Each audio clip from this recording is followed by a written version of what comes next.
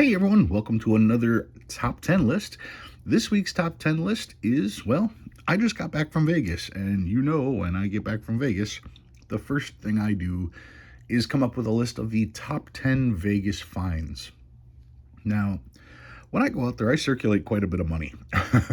And by doing so, I tend to see all kinds of neat things and I pull them. Now, I tell you guys all the time, when you go on vacation, don't stop collecting.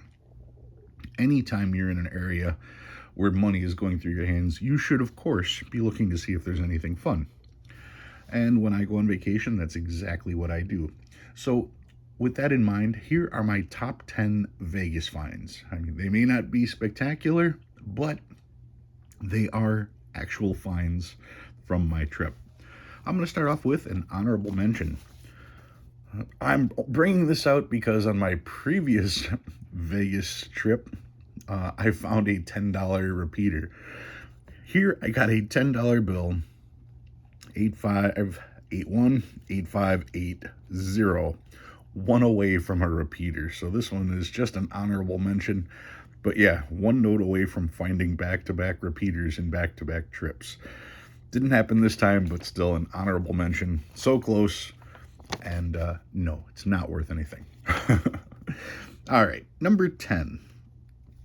You guys know that my eccentric savings account involves me not spending $5 bills. So every time I go to Vegas, I tend to accumulate $5 bills because $10 bills you don't see a lot of in Vegas. That's what made my $10 find last trip that spectacular, and this one almost just as spectacular.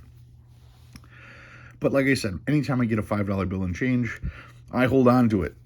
And this becomes my eccentric savings account. I found 1, 2, 3, 4, 5, 6, 7, 8, 9, 10, 11, 12, 13, 14, 15, 16, 17, 18, 19, 20, 21, 22, 23 $5 bills over the course of 2 weeks. Now, as far as the eccentric savings account goes, what I do is I start with a strap of singles. And every time I get a $5 bill, I take the 5 and I put it in that strap and I pull out a 1.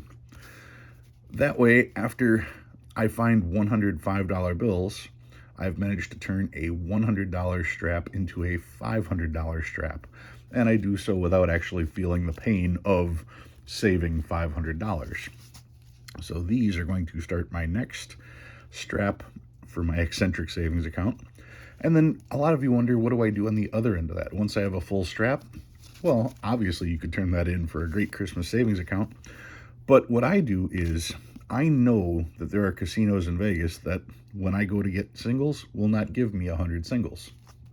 So I will bring $25 bills and put one in each of the change machines and get 5 singles from them. So I will get 20, or I should say I will get 100 singles that way, since their cage won't give it to me the easy way. So that's how I still manage to get singles from some places that don't always give them out. All right, so my 5s, that is number 10. Number 9. Speaking of 5s, I found a chip from the Venetian sitting on the floor. So I scooped that up. I thought about just cashing it out, but you know something? It was a find, so I'm keeping it. The thing is I didn't find this at the Venetian. I found this at the Luxor. So I believe last trip I found a $100 bill laying on the floor at the Luxor. This time finding a chip from the Venetian at the Luxor, well, that was pretty cool. And you'll notice as I flip it, these are just stickers, so they don't line up correctly. It's just always interesting to see how close or how far they don't line up. Anyway, that's number 9. Number 8, I did find another $5 bill. Of all the $5 bills, I checked all the serial numbers. This one was 182882821, just a trinary, nothing special about that. But by virtue of the fact that I found a trinary in circulation, I figured I would show that. That one is number 8. Speaking of trinaries, also found a $20 bill that was a trinary, 87871181, so 1 7s and 8s on this one. And yes, I'm going to be spending this one, and yes, this is going to go into my eccentric savings account. So not a fantastic find, but a find nonetheless. It was something that I spotted while on the trip. That is number 7. Number 6. Found a $100 bill that also happens to be a trinary. I was kind of excited about this because on a $100 bill, I knew I would be putting it away to bring home to show in the video, so no matter what, I would not be broke when I got home. I knew there'd be at least a $100 bill in my envelope. This one is trinary, 0s, 3s, and 8s. Once again, nothing special about the number, but it was a trinary. I did find it in circulation, so I decided to show it. This one will be spent because there is no additional value on trinaries. That one is number 6. Number 5. Found a star note, 2017 star note. Checking to see there is no filled star on there. I didn't look it up, but I don't believe that this one was anything special.